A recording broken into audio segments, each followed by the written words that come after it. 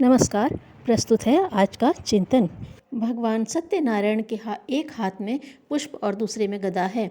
गदा का तात्पर्य न्याय से है। अब हमें न्याय तत्व पर गंभीरतापूर्वक विचार करना होगा और देखना होगा कि जिस अन्याय के कारण प्राणी मात्र चित्कार कर रहे हैं और जिसकी क्रूर पीड़ा से सृष्टि की अंतरात्मा करहा रही है, वह अन्याय कहाँ से उत्पन्न होता है और उसका मूल उद्गम स्थान कहाँ है। विशिष्ट मनन के पश्चात प्रतीत होता है कि अन्याय की जननी अशक्तता है। अत्याचारी उतना बड़ा पाप नहीं है जितना कि अशक्त। प्रभु ने अनंत शक्तियों का भंडार मनुष्य को देकर उसे इस भूमंडल पर निर्भयता के साथ विचरण करने के लिए भेजा है। उसके अंदर इतना तेज एवं पराक्रम परिपूर्ण है कि कोई भी उसकी ओर आंख उठाकर नहीं देख सकता। जो व्यक्ति अपनी ईश्वर प्रदत्त सत्ता को गंवा देता है, वह अवश्य ही बड़ा भारी पापी है। इस पाप के फल से उसे छुटकारा नहीं मिल सकता।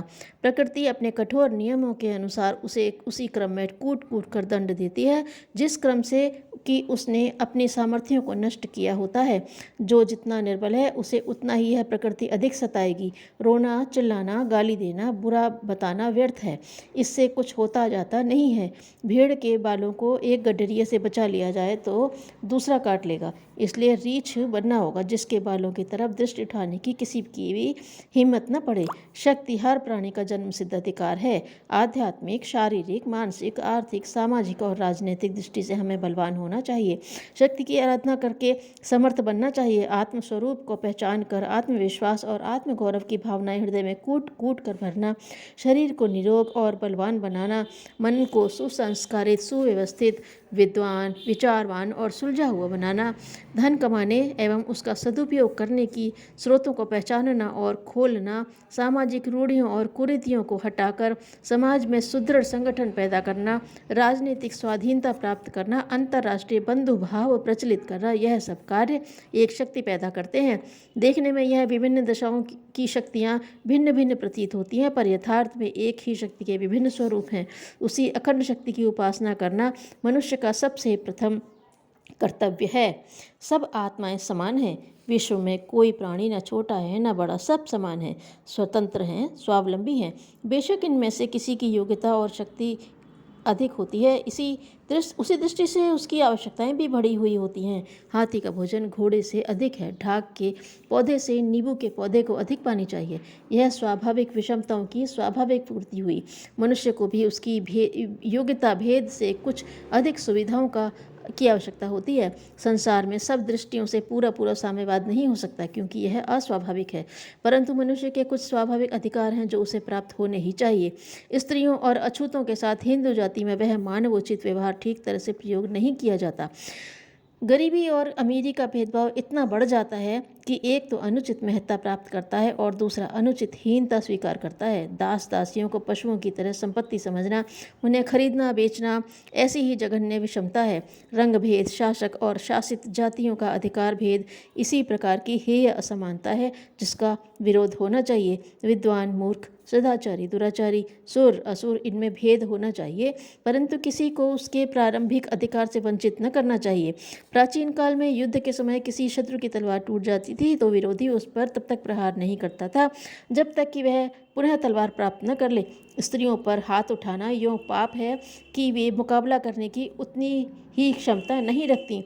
निर्बलों को बलवान लोग इसलिए क्षमा कर देते थे कि उनकी टक्कर का नहीं है। अंधे, रोगी, अपाहिज और बोझ से लदे हुए मुसाफिरों के लिए राजा को भी हटकर सड़क खाली करनी पड़ती थी। हर एक नागरिक को राजा की समालोचना करने का और राज्यों के कार्यों में हस्तक्षेप करने का पूरा पूरा अधिकार था। एक अशिक्षित धोबी ने राम जैसे उच्च कोटि के शासक के शासन में अपनी बुद्धि के अनुसार जो दोष पाए वे निर्भयतापूर्वक प्रकट किए। नागरिकता का हर मनुष्य को समान अधिकार है और मानवीय जन सिद्ध विषयों में हर व्यक्ति को समानता प्राप्त होनी चाहिए। वैसे अपने कर्मों के अनुसार ऊंच नीच बनना यह अपनी स्वतंत्र योग्यता का फल है, किंतु मानवता का समान अधिकार सबको प्राप्त होना चाहिए। यह आद्य और अखंड समता स्वयं प्राप्त करना और दूसरों को देना आवश्यक है। न्याय का संदेश है कि इस अखंड समता का सर्वत्र प्रचार होना चाहिए। न्याय का तीसरा चरण है अखंड शासन। संसार तीन तत्वों का बना हुआ है। सत और रज से बनी हुई सृष्टि के लिए सत्य और प्रेम का व्यवहार पर्याप्त है, किंतु तामसी तत्वों के लिए न्याय दंड की गदा चाहिए। दंड के अस्त्र काम में लाए बिना सृष्टि का संतुलन ठीक नहीं रह सकता। माली पौधों को खाद पानी से भरा पूरा रखता है, पर साथ ही खुरपी और कैंची भी तेज किए रहता है। जिस पौधे की डालियां टेढ़ी मेढ़ी चली कि उसने कैंची से उन्हें काटा। जो पौधा निर्बल, अशक्त और रोगी हुआ, उसे उखाड़ फेंका। वह इस कार्य में भले ही किसी को ठीक न प्रतीत होता हो, पर वह दृढ़तापूर्वक इसे ही करेगा। इस कार्य में वृद्धि और विनाश जो होता हो, उसकी ओर वह ध्यान नहीं देता। भगवान राम और कृष्ण के सामने ऐसी ही समस्याएं उपस्थित थीं। एक सीता दुखी होगी या राम और सीता दो दुखी होंगे, इसके लिए रावण जैसे विद्वान और उसके इतने बड़े कुटुंब को क्यों मारा जाए? एक के बदले लाख की हत्या क्यों हो? ठीक इसी तरह का सवाल कृष्ण के सामने उस समय आया जब अर्जुन ने गांडीव पटक कर कहा, इतनी बड़ी सेना और स्वजन संबंधी गुरु आचार्य बंधु बांधव का संहार करने पर हमें जो सुख मिलेगा उसकी मैं इच्छा नहीं करता और मैं युद्ध नहीं करूंगा। किसे कितनी पीड़ा होगी, यह पैमाना गलत है। सत्य यह है कि सत्य की वृद्धि और असत का विनाश होना चाहिए, फिर भले ही कोई भी लोग सुखी या दुखी होते हों।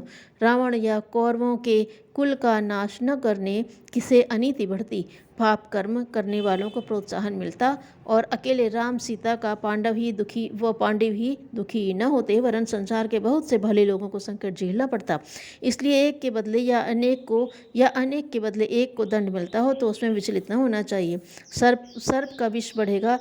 पवित्र हृदय का प्रेमी डॉक्टर जब देखता है कि फोड़ा निर्बल होता चला जाता है तो वह निर्दयतापूर्वक उसे चाकू से निकाल देता है और सड़े हुए मांस को काट कर अलग फेंक देता है, ताकि वह विकृत भाग स्वस्थ अंग को भी रोगी न कर दे एवं बीमार को इस पीड़ा के उपरांत राहत मिल जाए। कई बार प्रश्न उठता है कि दंड के योग्य शक्ति न होने पर किस प्रकार वैसा किया जा सकता है। हमें समझना चाहिए कि विरोध और असहयोग के दो सर्वसुलभ तरीके ऐसे हैं जिनसे बड़े दुष्टों को बहुत अंशों में झुकाया जा सकता है। इससे ऐसी भूमिका तैयार होती है जो किसी न किसी प्रकार उसे बहुत जल्द नीचे झुका देती है। इन अस्त्रों का महत्व जिन्होंने समझा है वे समझते हैं कि इनमें कितनी प्रचंड शक्ति भरी हुई है और निर्भय तथा व्यापक विरोध प्रचार से धूर्तों के पांव कैसे उखड़ जाते हैं। कारण यह है कि दुष्ट व्यक्ति चाहे कितना सशक्त प्रतीत होता हो, पर वास्तव में उसके अंदर पाप का साम्राज्य होने के कारण कायरता ही भरी रहती है। घर का मालिक एक लड़का भी जब खांसने लगता है तो चोर को भागते ही बनता है। पाप के अंदर इतनी निर्बलता होती है कि सच्चे विरोध और असहयोग को वह सहन नहीं कर सकता। इसलिए किसी के पापों को छिपाने या सहन करने की अपेक्षा उसे प्रकाश में लाना चाहिए, किंतु यदि समझा देने से ही उसके सुधर जाने की संभावना हो तो इसकी आवश्यकता नहीं है। अन्याय का विरोध करना सत्य का ही एक अंग है। दुष्टता के विरोध में कष्ट सहन करना पड़ता है। इस कष्ट सहन करने से डरना न चाहिए और तप समझकर सहर्ष स्वीकार करना चाहिए। धन्यवाद।